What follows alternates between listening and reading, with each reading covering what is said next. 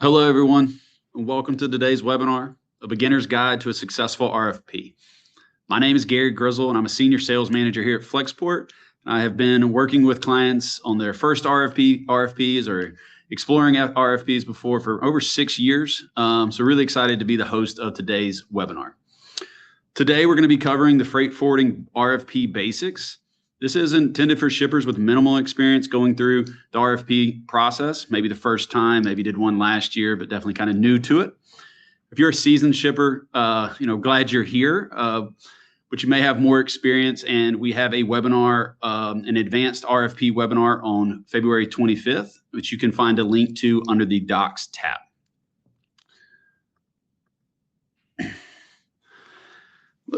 Before we begin, a couple housekeeping items we have here. On the right side, you'll see a sidebar of the right side of the main stage where you can submit questions. At the end of the presentation, we'll host a Q&A and answer a few of the audience questions. I have two experts with me today, so I'll be handing them off to them. So please, get your questions in early.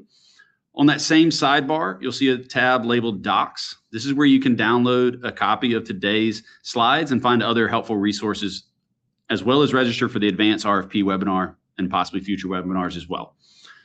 Above the stage is a button labeled Request RFP. If you'd like help structuring or restructuring your RFP bid process, please click that button and notify the Flexport team. We got tons of AEs that would love to talk to you here and see what your business needs you have. As you can see here now, kind of quick brief legal note. Please keep in mind that all the information provided in this session is based on the situation we know today. Things change very quickly, as you know. And of course, this might not be tailored exactly to your business needs. We always recommend reaching out to a Flexport expert and discuss your particular situation. As you can see, I've got some experts with me, and I'm Gary Grizzle, Senior Sales Manager here at Flexport. I've been through a lot of RFPs. I was an AE at one point and now sales leader. And then, of course, I'm joined by two experts in Nathan Strang from our ocean team and David Grinevald from our air team. Definitely hit them up with questions, as I mentioned. So here's our agenda for today. So we're going to go through it pretty quickly and leave a lot of time for those questions at the end. We're going to go through what is logistics RFP season, of course, the RFP framework, questions you should be thinking about and considering before running an RFP, how to evaluate responses through those, the considerations for your business, and of course, what Flexport recommends. As I already mentioned, definitely reach out to us if you have questions for your particular business. We'd love to chat. What is RFP season? All right. Definitely, if you're new to this, it can vary a lot. Of course, RFP is a request for a proposal. What we really think about a lot, mainly because of the size of the trade lane and what we'll talk about a lot, is the Trans-Pacific Eastbound, the TPEB RFP season, which runs from May 1st to April 30th. So customers are definitely in conversations now about their upcoming RFPs and then running through that. That also covers, obviously, the India subcontinent as well. And that's that timeline. So the contract's going to be in place through that RFP for that full calendar year. Walking through the RFP framework and how to think about it from there. So the RFP framework, right? It's going to start with a bid overview. Highlights that you're thinking about from your business, what's important to you, what you're going to think about. We're going to talk a little bit more about that in greater detail, what to consider, and who you're going to submit your RFP to, what freight forwarders you're looking at. And of course, an RFI, request for information. Once again, looking at your volume, looking at your needs, what you're really looking for from that. It's going to come out in your RFI. Looking at the type of mode that you're looking at. Like I mentioned, I've got two experts here from our ocean and air team. What type of RFP are you looking at? Is it going to be air freight, FCL, LCL? What are you looking at? And then, of course, accessorial fees. How are you approaching your RFP? Are you looking at this one lane in particular? Multiple lanes, multiple different trade lanes, like is it air and ocean? Are you looking for drayage, customs attached? There are a lot of options to consider here, which just makes it hard for these presentations to be tailored to everyone, but it's definitely something to consider. How are you thinking about it for your team? And how can you make it make sense for your first RFP? definitely look at not making it too complicated. Finally, down there at the bottom, it talks about the legend. What I see a lot here, different acronyms, different names for very similar services, and trying to compare those apples to apples through your RFP framework can be a challenge. We're always happy to help make sure that our clients are getting a fair comparison, but it's something I see a lot to really make sure you're getting what you're looking for. Similar to that, we're talking about questions to ask before running an RFP. Definitely kind of an internal focus here on what you're looking at. The first thing, of course, what's your annual volume? We talked about the timeline. You're going to have this RFP for a full calendar year. What is your expected volume there? What I have seen a lot when talking with clients in this regard is really, these are typically growing businesses going through their RFP for the first time. That forecast can be very tough, right? It is changing very quickly. The business needs are evolving. Seems like, even next week, much less 6-9 months later, can be very tough. So being able to understand your forecast for that year is crucial, and probably a margin of error to have in there to really look at it. What are you trying to accomplish with your RFP? Right? There are a lot of options. Candidly, I've talked to a lot of clients who think an RFP, go get an annual contract. That's the silver bullet to cheaper rates. That's not always the case. You can look at it that way, but there are benefits to it, to looking at it. You want to understand what your long-term forecast is. What are you really trying to accomplish in your business? And of course, adding that in with what is your forecasted volume. I would say prior to going to any freight forwarder, really understanding your criteria to how you're going to make your decision is also crucial.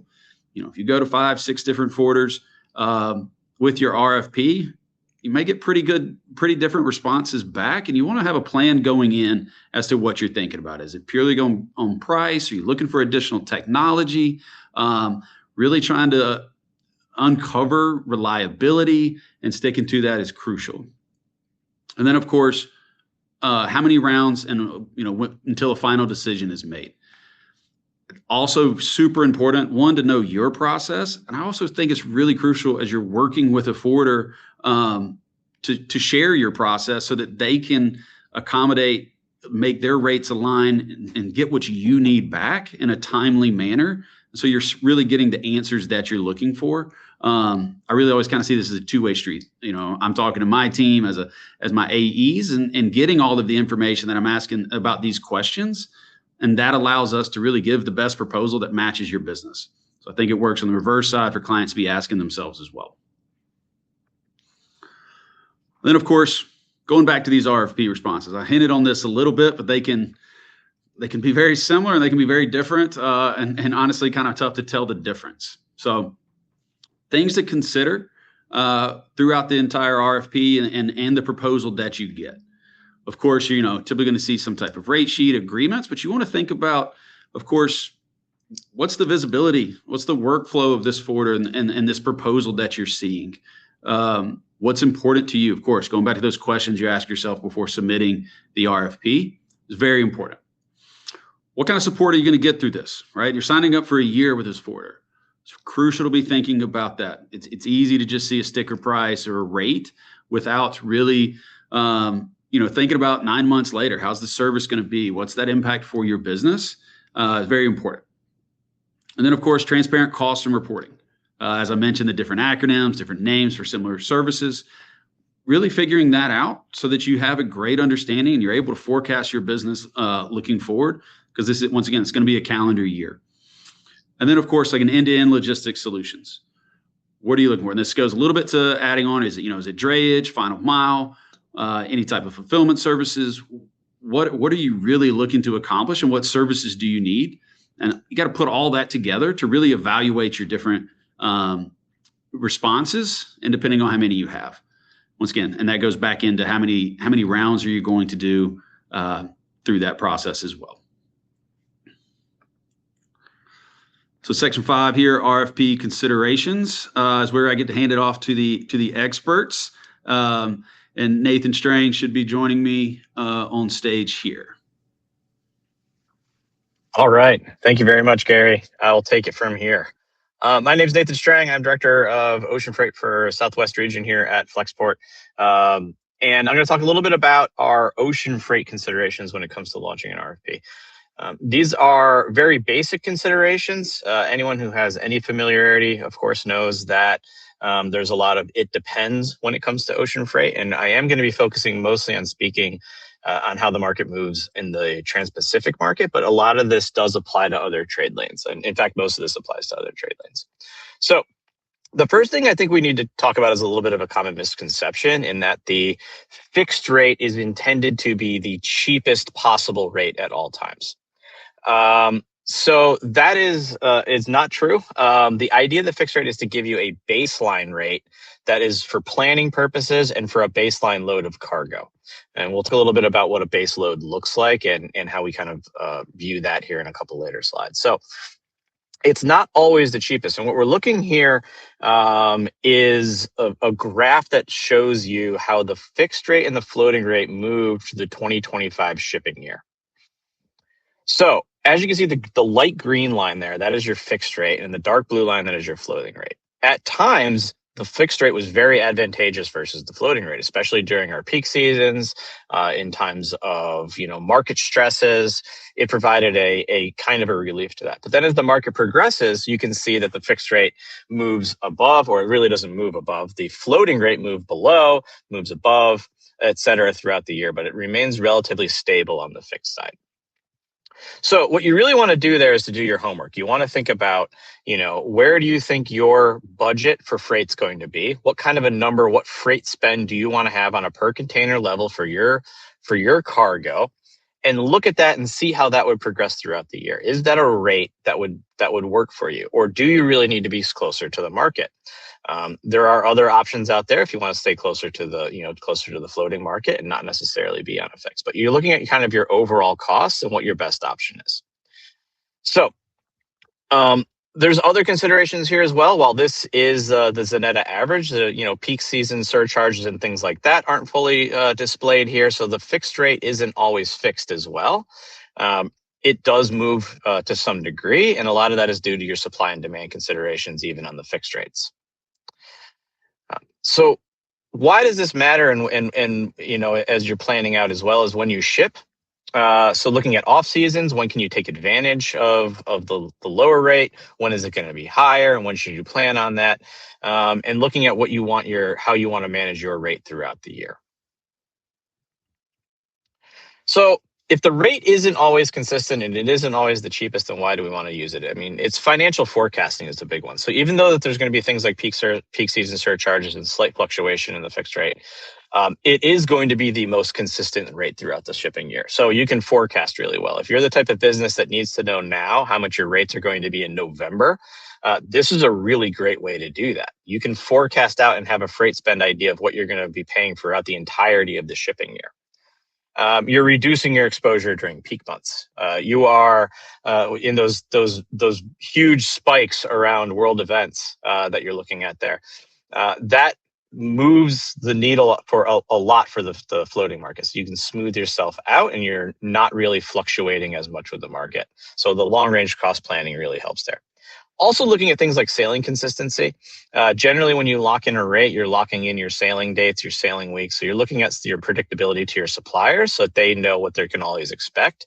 Your suppliers also always know how much volume they have available and what they can and what they have ability to move on. So pitfalls, and I'm going to keep saying this always over and over and over again. It's called a fixed rate, but it is never really fully fixed. It does move with the market to some degree. Again, not as much as the floating market. There could be situational surcharges. We saw that with the Red Sea. We can see that with congestion surcharges. If the market really gets backed up, there can be some situational surcharges that come in there. And then there's another one, which is loading depending on run rate. I'm going to cover this in the next slide, but it really matters, that you load consistently and to your plan in order to be able to move against the rate. So it's a little bit, not exactly parallel to kind of how the airlines work, and that there's a little bit of an overbooking situation and due to seasonality of shipping habits of different types of commodities. So when the market becomes very congested and everyone's kind of moving, there's a bit of an overbooking situation. And that's really kind of what drives the peak season surcharges. So having a consistent run rate and having a consistent load rate is very important to being able to have access to fixed space.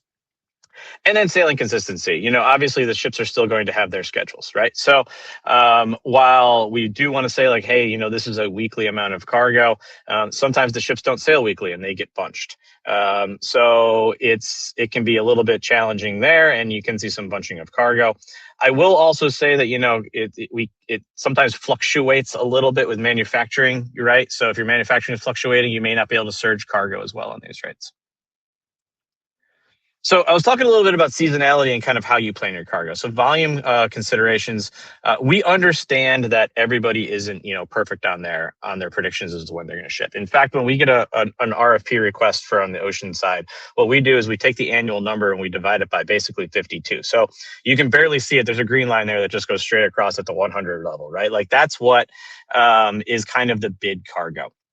What we do take then is we look at, you know, your history if you're moving with us, what your history is as a client, or what your commodity kind of moves as, and we kind of take that number, and then we come up with that red line, which is what our prediction is.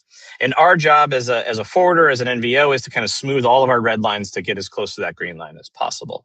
But then we know that when in actuality, it's that blue line. It's going to be those ups and downs throughout the year. What we do want to see, though, is some level of consistency. So we're looking for like 6 to 10 TEU, so 20-foot equivalent units, or that would be 3 to 5 40-foot containers per week throughout the year.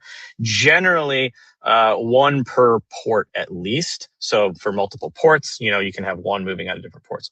Why is that? Well, the ships sail weekly. So as we're bidding this out to the carriers, as we're taking our volume to the carriers, what we're trying to do is help them fill their ships, right? So those ships are moving weekly. We kind of need cargo that moves weekly. So if you have that base load of cargo, that stuff that moves all the time, SKU replenishment stuff, non-seasonal goods, those are really great for RFP and really great to lock in price. Whereas if you have kind of more variance in your year, if that blue line didn't track as well against the prediction, if you had a lot more spikes, you may need to move some on fixed or some on floating. So minor variations in demand are okay, but heavy variations in demand generally don't pair well with something like a fixed contract. All right, so a couple of the key considerations is kind of when do rates, what is a contract year? When do rates go valid? So Asia and India to North America is May 1st through April 30th. So we are in the middle of that season right now. Generally, we're launching in the beginning of March to sign in April. Other trades tend to be calendar year. So if you're moving on the Far East westbound to Europe, if you're moving on transatlantic, those tend to be calendar year, but we can make accommodations to those bids throughout the year. There are other options to annual. There are quarterly and 6-month rates or semi-annual rates. Quarterly is not available on all trades. Depending on when the quarter is, the rates could look very much like the current fixed rates. But those are better for things like projects. If you have acute seasonality, things like that, where you can contract for a shorter period of time, or if you have higher variance in your rate fluctuation. If you're predicting higher variance in your rate fluctuation, you may want to concentrate some of your cargo into a particular quarter and then bid that out separately. 6-month also a little bit stranger, but we do see it where it's like half year. Again, this tends to be commodity based and for more seasonal cargo. So again, the bid season really starts in March. Some are even starting now with starting to line their bids up. But really what we would like to see is for ocean side anyways, is a bid that starts around the March timeframe to sign towards the middle of April with implementation of the contracts on May 1st. So kind of to bring it all together, it's not a totally fixed rate. There's always fluctuation. We have bunker, we have loading surcharges, we have situational surcharges, standard carrier surcharges that all apply as well. Those things could vary to some degree and not be considered in. Also, look out for anything that's subject to GRI. That's not really a fixed rate. That is a floating rate that's being sold as a fixed rate. But if you have that base load of cargo, if you have that predictability to some degree within some of your port pairs or all of your port pairs, if you are looking for a long range predictor of where you think the freight market's going to be and what you think your rates are going to be, I still believe that this, RFP fixed is a really great way to take some of your cargo and put it onto a fixed price contract. So those are our considerations for ocean, and I'm going to hand it over to David for air.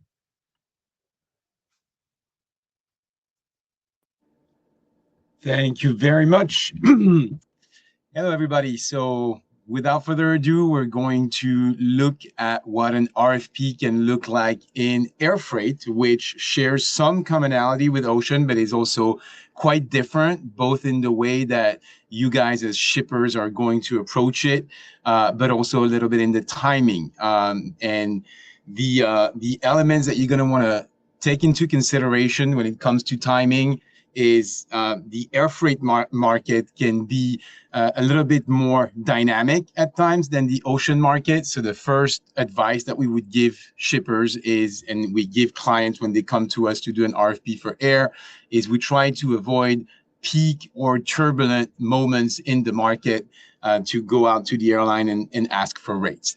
The second thing that is quite similar to ocean RFPs is, of course, you want to be looking at your volumes, and the volumes that you have and the predictability of those volumes is very much going to define the sort of pricing that you're going to be going after.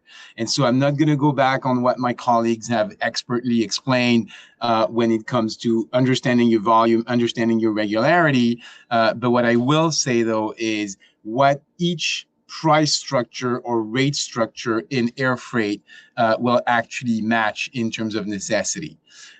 So the first thing that we can look at is a fixed rate deal. And what this is going to do for you is that it's going to guarantee space. Some of you may have been there during our last freight market update, where we spoke about the air market, and we said that even though the rates are rather stable right now, we do anticipate some capacity constraints, specifically on certain lanes, and especially, of course, coming out of Asia and Southeast Asia, most particularly. So if you do have predictable volumes for air, then we strongly encourage you to look at longer term deals and potentially fixed rate deals. What it's also going to do is that it's going to guarantee the rate for that extended period. So that, just like in ocean, just like Nathan said, is going to give you visibility and predictability on your budget. Now, if you don't have a lot of volumes going for air and you're really using air as a backup when ocean is no longer possible, well, then you can be looking at what we call short-term deals. So this will give you potentially a monthly or a quarterly validity. It would usually not guarantee space, even though there are special cases, and we have seen a quarterly deal where we were able to guarantee space for customer. Of course, it will also very much depend on what kind of commodity you're shipping. But if you cannot commit to volumes, there is still a way to get those monthly or quarterly rates for your air freight. Now, we have also something which we call bid pricing, which is a bit of a hybrid between the fixed and the short-term deal. What this will usually give shippers what we call a soft commitment for capacity. So this is for customers looking for flexibility. They know that they're going to have volumes that need to go via air, but they can't literally commit to the dates just yet.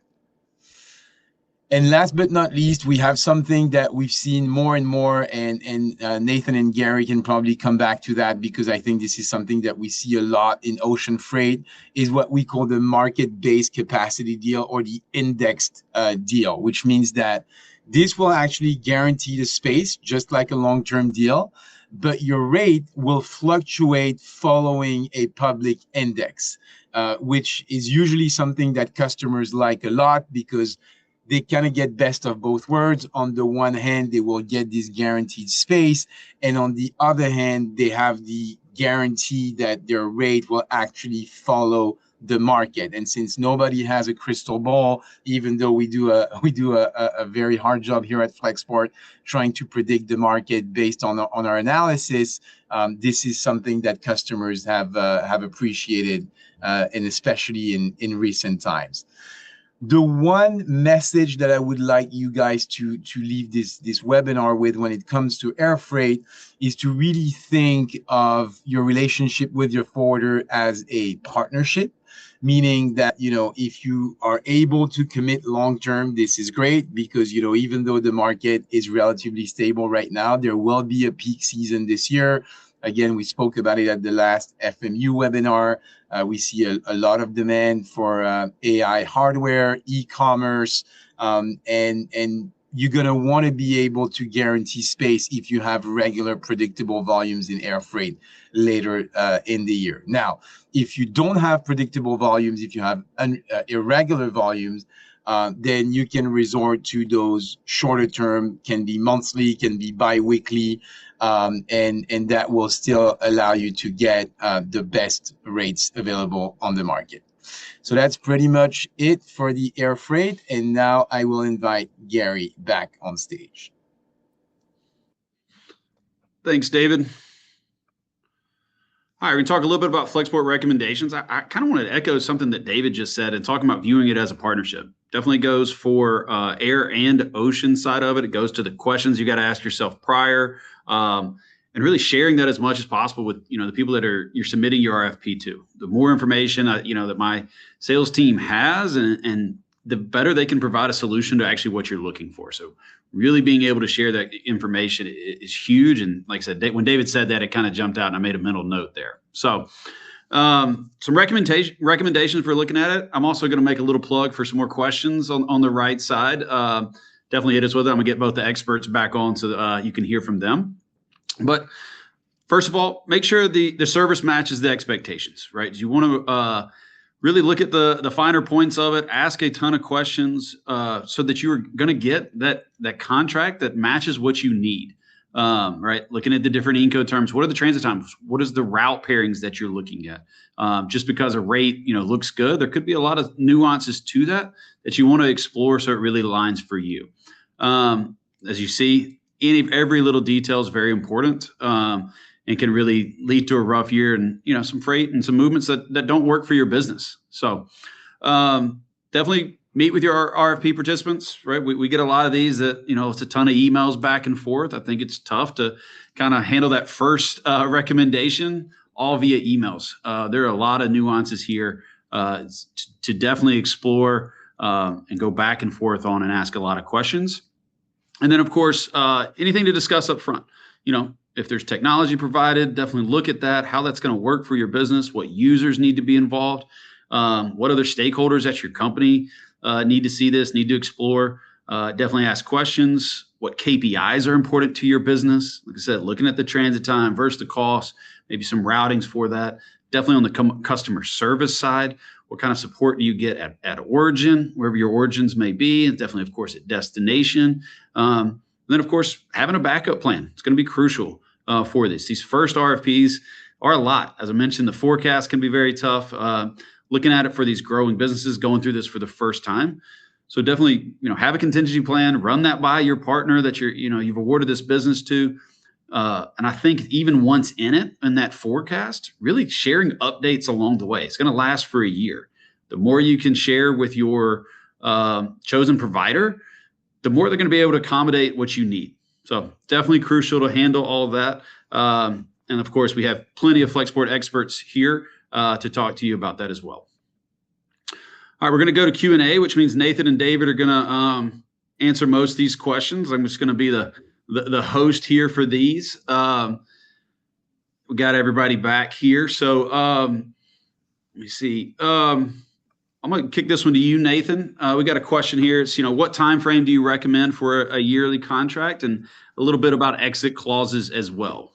Yeah. Time frame, I covered this a little bit, but basically starting kind of now, especially if this is your first RFP, what you really want to do is start introducing yourselves to providers, to forwarders that you want to work with, to NVOs that you want to work with, to Flexport, of course, and start letting us know about your business, right? So it is a relationship, as Gary said. So we want to learn about your business. We want to learn about how you're moving your freight. We want to learn about how your freight interacts with your supply chain, because it's not just about the rate. It's about putting together a full package for you. It's about putting together something that moves your supply chain, right? So starting about now, but really when you want to start really kind of getting into the meat of it is about the end of February, beginning of March timeframe. That's really where you want to start looking at rates, figuring out which providers you want to use. You usually go about 2 to 3 rounds.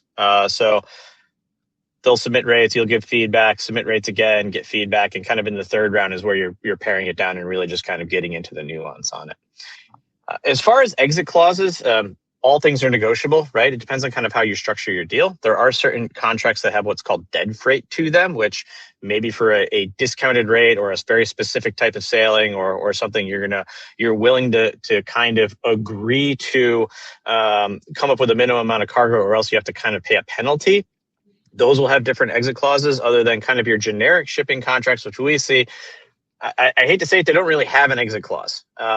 It's something that you can kind of walk away from. We do not recommend that. That can impact the ability to get future rates, but it's something that you should talk about with your forwarder. What does it look like, what does non-performance look like? What does, if I decide to move away from this contract at a later date, what does that look like to you? And that's something that is really important to cover in your terms and conditions and to read your terms and conditions and see what those mean.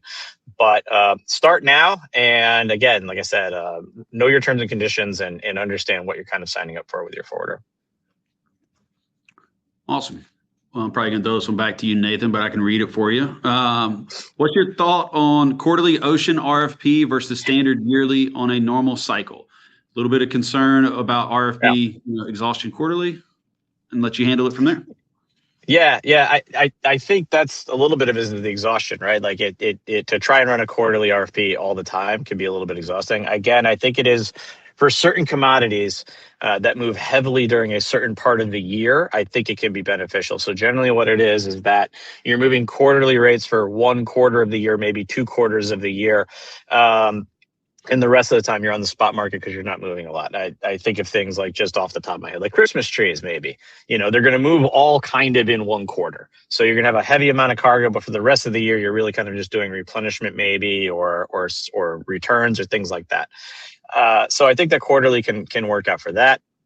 Or if you shift trade lanes, if you're a company that manufactures out of one location, one part of the year, or another location, another part of the year, or you're moving to Europe at certain parts of the year heavily, and then to South America at certain parts of the year heavily, then a quarterly rate could work out there. While you have kind of steady annual volume from your supplier, it doesn't line up necessarily with the destination. So those are types you want to do that. Some try and use it to stay closer to the market. I don't think that necessarily pans out, but again, it's a thing that we can talk about depending on why do you want quarterly rate versus an annual rate, and something that we can work out together. I think a lot about the quarterlies too is like, depends on what's going on in the market for me. So, I jump back to the extreme COVID times, quarterly rates didn't exist, type stuff. When the market's a little bit softer, there's definitely some room for some quarterly solutions there. I think I can handle this one. We got a question just about the rates, looking at like 15-day expiration date. So that's typically talking about the floating market for that, and the GRIs that happen every 2 weeks. In this, we're talking a little bit more about the fixed markets via the RFPs. So kind of the NAC accounts, things like that. Another ocean freight question. Somebody's got to hit David with some air questions here. So for ocean freight, Nathan, obviously coming to you, for ocean freight, how much volume would you suggest on a certain lane where it would make sense to secure a fixed rate versus going on the spot market? Yeah, the basic, what we say is like 1 container a week kind of thing, right? So if you can give us 1 container a week, we can work out a rate. Generally, we want to see something around 5 to 10 is better. But the idea is, do you have weekly cargo? So thinking less about the exact number, it's do you have weekly cargo? Because that's kind of what the idea of a fixed rate is, to fill the ships, to give them a base load of cargo. So do you have weekly cargo, or are you heavily seasonal? Again, if there are parts of the year where you kind of go close to zero, that's something that can be worked out in the deal. That's our job as a forwarder, to kind of smooth all of our clients together into one number. But that's kind of what we want to see. And when we say 1, it's generally on a single port pair. So if you look at Shanghai to Los Angeles, or you're looking at Yantian to New York, those are the types of things. It's like on that pairing, because at the end of the day, a physical container has to go onto a physical ship. I have to try and, place goods onto a boat. So therefore, I need to know how much space I need to ask for from the carriers on a weekly basis. So we gather all of that together and we bring it to the carriers and we ask them for that space. So that's why we ask for some of those, those consistencies in sailings. But it can be as low as 1 for sure, depending, on the commodity and the lane and how you want to structure your contract. And what I've seen when there's one, it's, you know, like I said, you get one per week, and any changes is very tough. It doesn't give you a lot of margin of error. So that's a lot of what Nathan's saying is having more than that. It gives you some flexibility along the way. All right. Next question. What would you advise an importer that has multiple freight forwarders in terms of RFP and diversifying? David, we're going to treat this like an air question, and then we can answer kind of from an ocean thing if there's anything else to add. Absolutely. Well, you know, you have different strategies, and I don't think there is a one size fits all kind of answer to this question. You know, we've talked a lot about volumes, and of course, I think it starts there. You know, I think you have to look at how much volume you're moving. On the immediate answer would be, of course, it makes sense to diversify your forwarders so that you diversify your risk. However, if your volumes aren't, you know, substantial enough, then what you're really going to be doing is that you're going to look like a small shipper to your forwarder, and you're not going to be giving them a lot of leverage when they are negotiating with carriers in your name. So I would first look at volumes. Then I would also look at sort of network capabilities from the different forwarders that you're contemplating. You know, I mean, some forwarders are notoriously good on certain trades, other are more generalistic. So I would say, you know, look at your volumes, look at the network capabilities of your forwarders, look at whether or not they have boots on the ground in the countries of origin or destination that are most important to you. And based on this, you can sort of allocate, you know, you can have different, what we call award strategy. So, you know, you can have an award strategy that is a winner takes all, or you can have an award strategy that is kind of cherry picking by lanes. And like I said, I think it would be a byproduct of both your volumes and the geography of your supply chain. I think pretty similar to the ocean setup. And Nathan, anything to add? No, I think that's about it.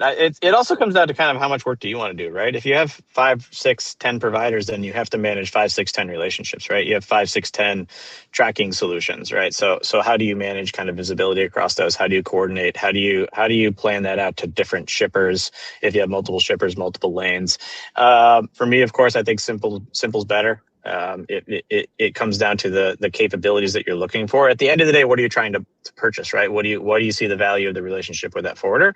And then kind of going into that, I would say that it can be difficult to kind of juggle if you're doing, you know, multiple forwarders on the same lane. It can get pretty confusing and difficult to manage real fast. But, you know, all of David's points, obviously, you know, do your research and figure out how you want to use your different freight partners. I definitely agree with that. I've talked to a lot of clients where having multiple freight forwarders is almost a job in itself. So I think I can handle this one here, but for shippers with lower or inconsistent volumes, what factors can compensate for not meeting a typical minimum volume in RFP? I mean, the floating market's still valuable. Like, you know, there's definitely the benefits of an RFP, but that it isn't some magic solution for your supply chain. And if you can get there, everything, you know, is perfect.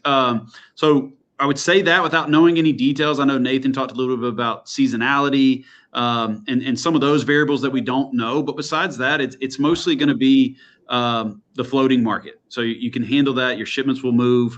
There are benefits, you know, on the rates at times for that. But that's mostly what I see there. I mean, anything to add, David, Nathan?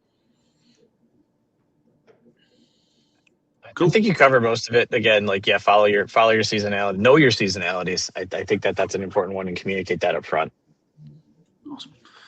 All right, cool. Next question here. Do ocean and air freight share similar peak season at the start of the year and in June, July? David, I'm gonna let you handle the air side first. Yes, absolutely.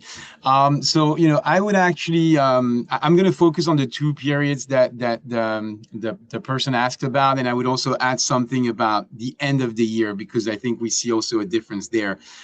So when it comes to Chinese New Year, I would say, of course, both ocean and air are going to peak, but they're not going to peak at the same time. Ocean usually starts peaking about a month before Chinese New Year, because obviously there is a much longer lead time for ocean, and air is going to be more for last minute needs for whatever cargo wasn't able to get on the boat and where shippers really want to get their last order before their factory closes. In the summer, June, July, it's going to be a little different because ocean is going to peak as the importers are preparing for back to school and holiday season, and they're going to start ramping up their imports. For air, it's a little different. It's actually usually a lull moment, and it's one of the cheaper time of the year to import. And then, of course, we have, the Q4 situation where usually ocean is going to slow down around October, November. I speak under Nathan's control, of course. And that's where air is going to start hitting its highest peak, for electronics, e-commerce, and, similar to what we're seeing right before Chinese New Year, you're going to have, all your retailers or people serving retailers that have last minute needs for the holidays, and they're going to start shipping air because they need to make sure that their products are on the rack for the busiest season of the year. Yeah, I would agree with that. I mean, usually what happens is as the ocean peak is starting to come down, the air peak starts to ramp. And that just makes sense when you think about transit times. And on the Trans-Pacific market, it takes 20 days-ish to go from Asia to the West Coast, 30 to 40 days to go to the East Coast. So, once you kind of miss the window on ocean, you're going to start moving over, towards air, and air can wait a little bit longer because it's shorter time frame. So generally that's what you see as ocean starts to ramp down, air starts to ramp up. Awesome. So we're getting close on time. We'll see how quickly we answered this one. I'm going to kind of skip around here. I think this is a great question here. So how does the carrier ensure space allocation for fixed rate customers during peak season? With a fixed rate agreement, I'm concerned if we risk losing booking priority space with the carrier during peak season. Nathan, I'm going to let you handle that, and I'm going to go to air, and that might be our final question. Yeah, this is a good one to bring, to kind of plug our next webinar, which is a little bit more of the advanced. If this is the 101, that's the 400, and it'll get a little bit more into this. But to the basic of it, so this is where performance really matters, right? So if you're looking at that slide I showed, that's kind of like your bid volume versus your assumed volume versus your actual volumes. You want to try and get your actual volumes to be as smooth as possible. If you're looking at the largest shippers in the world, that's kind of what they do. There's very little fluctuation in their monthly shipping, so it provides more predictability, so the carriers know what to set aside. But of course, there's always going to be those who peak, and they're going to want to push more onto their fixed rates during those peak seasons above what they've been shipping normally, right? So they're going to want to surge, and that's where peak season surcharges come in. So that's where, we're going to come, the supply and demand does play into that. And the peak season surcharge is still going to be lower than what you're seeing in the spot market. It's still going to provide a lower rate. But what that peak season surcharge does is it provides access to more space on the vessels for all of the shippers who are now moving together as a market. So there are different ways to mitigate those peak season surcharges. There's different ways to predict them. There's a lot of different peak season surcharge strategies around that, but that's how they manage access to more fixed space at those times of year. Now, there's not an infinite amount of space, of course, on the ships. A ship is, a 12,000 TEU ship can only carry 12,000 TEUs. So, that it does kind of drive the demand there against the supply, but there are ways to mitigate it, and it generally does end up lower than what you're seeing in the spot market. Okay, great. I think that's going to wrap it up here for today's webinar. Really appreciate all the great questions. Sorry we couldn't get to all of them. We do have them, obviously, unless anonymous. So we can follow up here from Flexport. Really appreciate everybody's time. Definitely, if you were, some of these advanced questions that Nathan said was the 400 level, definitely join our webinar late in February. And thank you again for joining today. Really appreciate it, and hope you found it informative. Thanks, everyone. Bye.